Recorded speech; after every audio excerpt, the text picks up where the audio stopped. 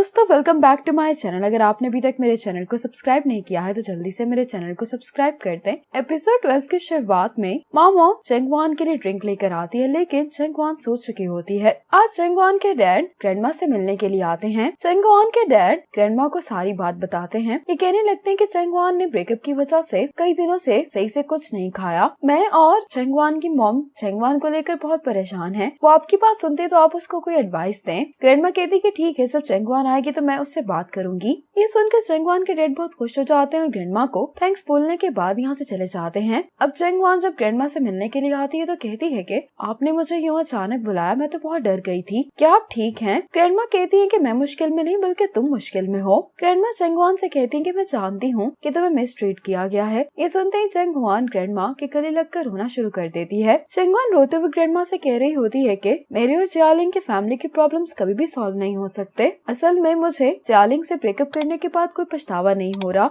मुझे बस बुरा लग रहा है ये सोच कर के मैंने अपनी लाइफ के 3 साल इस रिलेशनशिप में इन्वेस्ट किए हैं और उसका नतीजा ये निकला है। ग्रैंडमा चेंगवान से कहती है कि जियालिंग एक अच्छा लड़का है, लेकिन वो बहुत सारी चीजों में लैक करता है। अगर मैं तुम्हारी जगह पर होती तो मैं इस रिलेशनशिप को गुड बाय कह देती और उम्मीद करती कि नेक्स्ट वाला इससे बेहतर होगा। ग्रैंडमा ने जिस स्टाइल में चेंगवान से ये बात कही होती है उसको सुनकर चेंगवान हंसने लगती है। ग्रैंडमा चेंगवान से कहती है कि ब्रेकअप बिल्कुल गिरने जैसा होता है, इसलिए तुम्हें ज्यादा अपसेट होने की कोई जरूरत नहीं है। ग्रैंडमा चेंगवान से कह रही होती है कि कुछ टाइम गुजरने के बाद सब कुछ ठीक हो जाएगा और तुम ये बात हमेशा याद रखना कि तुम्हारे पास ग्रैंडमा की सपोर्ट है। ये सुनकर चेंगवान ग्रैंडमा को फिर से हक कर लेती है। ग्रैंडमा कहती है कि तुम रो नहीं, मैं तुम्हें एक बहुत अच्छी जगह पर लेकर चलती हूँ। ग्रैंडमा चेंगवान को अपने साथ शिंगहैनली ले आती है। यहाँ पर सभी लोग ग्रैंडमा को देखकर हेलो बोल रहे होते हैं। तो चेंगवान कहती है कि यहाँ पर सब आपको कैसे जानते हैं। तो ग्रैंडमा कहती है कि तुम तो जानती हो कि मैं अक्सर यहाँ पर चाय पीने के लिए आती हूँ। अब ग्रैंडमा चेंगवान के साथ लंच कर रही होती है और लंच करते हुए ये दोनों काफी बातें करते हैं और अब चेंगवान का मूड भी पहले से काफी बेहतर हो गया होता है। अब सो मिस्टर शन की कार में आकर बैठती है और इनको हक करते हुए कहती है कि डार्लिंग मैंने तुम्हें बहुत मिस किया। मिस्टर शन उसको पीछे करते हुए कहते हैं कि हम अभी कंपनी में हैं। सो कहती लेकिन यहाँ पर तो कोई नहीं है ना। मिस्टर शन कहते हैं कि तुम यहाँ पर क्यों आई हो। सो कहती है कि मैंने आपके कहने पर जॉब छोड़ दी है, लेकिन आपने तो मुझसे कहा था कि आप मुझे बहुत पसंद करते हैं, हमेशा मेरे साथ रहना चाहते हैं। मिस्टर शन कहते हैं कि हम दोनों बहुत अच्छे से जानते हैं कि इस बात का क्या मतलब है। मिस्टर शन कहते हैं कि अगर तुम अच्छे से रहोगी तो मैं तुम्हें मिलने के लिए आऊंगा, लेकिन अगर तुम इस तरह से कंपनी आती रही तो हमारा ब्रेकअप हो जाएगा। घर पर आने के बाद चेंगवान अपनी और जियालिंग की सारी पिक्चर्स डिलीट कर देती है।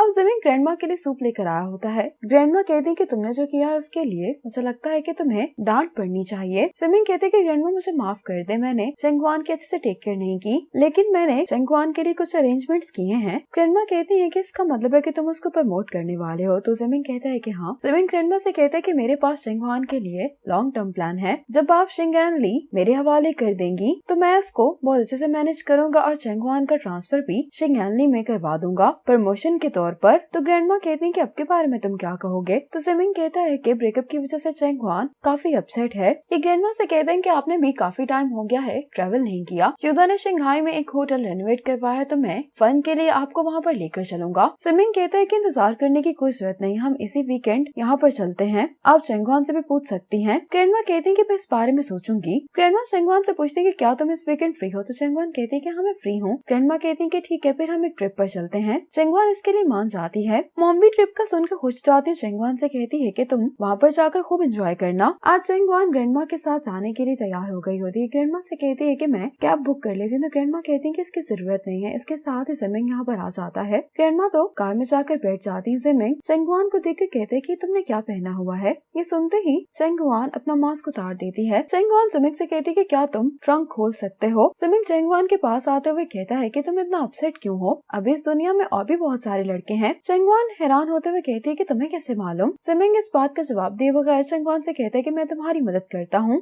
लेकिन चेंगवान कहती है कि इसकी जरूरत नहीं है। चेंगवान जिमिंग से कहती है कि क्या तुम आहिस्ता चला सकते हो, इससे मेरी तबीयत खराब हो रही है। जिमिंग चेंगवान से कहता है कि तुम्हारा ब्रेकअप ही तो हुआ है, तुम जानबूझकर मुझसे झगड़ना क्यों चाह रही हो, मैं पहले ही बहुत स्लो चला रहा हूँ। चेंगवान गुस्से में कहती है कि इस बात का मेरे ब्रेकअप से क्या ताल्लुक है, तुम ये बात एडमिट कर लो कि तुम एक बुरे ड्राइवर हो। जिमिंग कहते हैं कि अगर तुम इतनी अच्छी ड्राइवर हो तो तुम आकर चला लो। चेंगवान कहती है कि मुझे कोई मसला नहीं है, तुम गाड़ी रोको। ग्रैंडमा दोनों से कहने लगती है कि तुम दोनों स्टैंड अप कॉमेडी क्यों नहीं ट्राई करते। तो चेंगवान कहती है कि अगर कभी मैं स्टैंड अप कॉमेडी करूँ भी तब भी मैं इसकी टीममेट बनने के लिए बहुत अच्छी हूँ। जिमिंग चेंगवान की नकल उतारते हुए हुए कहता है कि मेरी टीममेट बनना तुम्हारे लिए चियालिंग की पार्टनर बनने से तो बेहतर ही है। चंगवान को ये सुनकर गुस्सा आ जाता है, कहती है कि क्या तुम मेरा मजाक उड़ा रहे हो? तुम बार बार भला चियालिंग का जिक्र क्यों कर रहे हो? ये जिमिंग से कहती कि मैं तुम्हें वार्न कर रही हूँ कि तुम दोबारा चियालिंग का नाम नहीं लोगे। तो जिमिंग भी इसको तंग करने के लिए बार बार चियालिंग का नाम लेता है। अब ग्रैंडमा जिमिंग को मारते हुए कहती है कि तुम दोनों बहस करना बंद कर दो। जिमिंग ग्रैंडमा से कहता है कि आप ठीक कह रही हैं, मैं चंगवान से माफी मांग लेता हूँ। जिमिंग अजीब से मुंह बनाते हुए चंगवान से कहते हैं कि मुझे माफ कर दो। चंगवान ग्रैंडमा से कहती है कि क्या आपने देखा कि अभी भी मेरा मजाक उड़ा रहा है? ग्रैंडमा ये सुनकर फिर से जिमिंग को मारती हैं। जिमिंग ग्रैंडमा से कहता है कि आप इसकी बात ना सुने, मैंने सिंसियरली इससे माफी मांगी है। चंगवान कहती है कि लेकिन मैं तुम्हारी माफी को एक्सेप्ट नहीं करती। ग्रैंडमा भी इन दोनों को झगड़ता हुआ देखकर हंस रही होती हैं। अब जिमिंग ग्रैंडमा और चंगवान को होटल में ले आता है। जब चंगवान रूम्स लेने के लिए चाहती है तो जिमिंग ग्रैंडमा से कहता है कि आपको ये होटल कैसा लगा? तो ग्रैंडमा कहती है कि इस तरह के होटल्स तो लंदन और शंघाई में देखने को बहुत मिलते हैं, लेकिन इस रेनोवेशन की वजह से इस होटल की असली खूबसूरती गायब हो गई है। जिमिंग कहते हैं लेकिन ग्रैंडमा हमें बिजनेस को भी तो देखना पड़ता है। मुझे पूरा यकीन है कि हम शिंगैनली को भी एक बहुत लग्जरी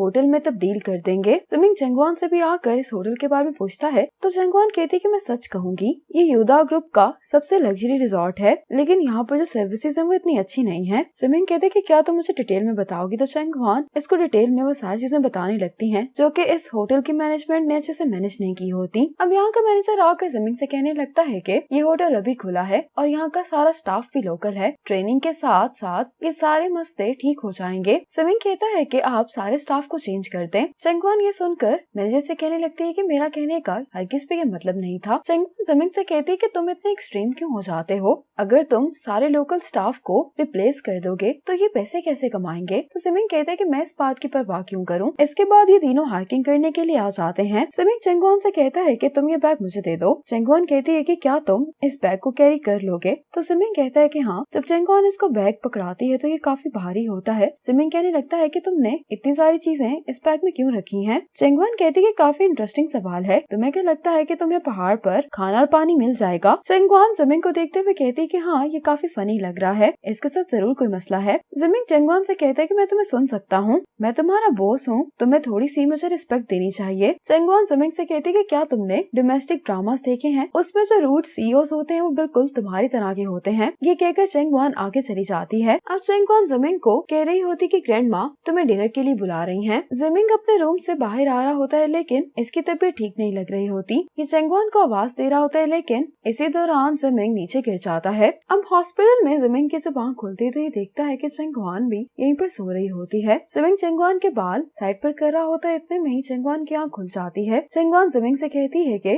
तुम्हारे किडनी स्टोन है, मैं डॉक्टर को यहाँ पर बुला कर लेकर आती हूँ। ये जाने लगती है लेकिन जिमिंग इसको रोक लेता है और कहता है कि इसकी जरूरत नहीं है। अब चंगवान जब जिमिंग के लिए पानी डाल रही होती है तो इसको हीदोंग की कॉल आ जाती है और ये हीदोंग से काम के बारे में बात कर रहा होता है। चंगवान जिमिंग का फोन पकड़कर कॉल बंद कर देती है और जिमिंग से कहती है कि तुम्हारे बगैर ये दुनिया खत्म नहीं हो जाएगी, इसलिए फोन को छोड़कर पहले तुम अपनी टेक केयर करो। जिमिंग चंगवान से कहते कि ग्रैंडमा कहाँ पर है? चंगवान कहती कि ग्रैंडमा तुम्हें रात को देखने के लिए आई थी लेकिन तुम्हारी तबीयत ठीक थी इसलिए मैंने ग्रैंडमा को वापस भेज दिया। चंगवान जिमिंग से कहती कि कल अगर होटल का स्टाफ मेरी मदद नहीं करता तो मैं तुम्हें कभी भी अकेले यहाँ पर नहीं ला पाती। जिमिंग कहता है कि होटल में कोई इमरजेंसी प्लान ही नहीं है। चंगवान कहती है कि होटल मैनेजर ने तुमसे कहा तो था कि वो आहिस्ता आहिस्ता सब कुछ ठीक करने की कोशिश करेंगे, तुम उनको थोड़ा सा वक्त दो। और एक और बात, एम्बुलेंस क्रू को भी हॉस्पिटल का रास्ता नहीं मालूम था। अगर होटल का स्टाफ तुम्हारी मदद नहीं करता तो पता नहीं अभी तुम्हारी क्या कंडीशन होती। इसी मोमेंट पर यह एपिसोड खत्म हो जाती है।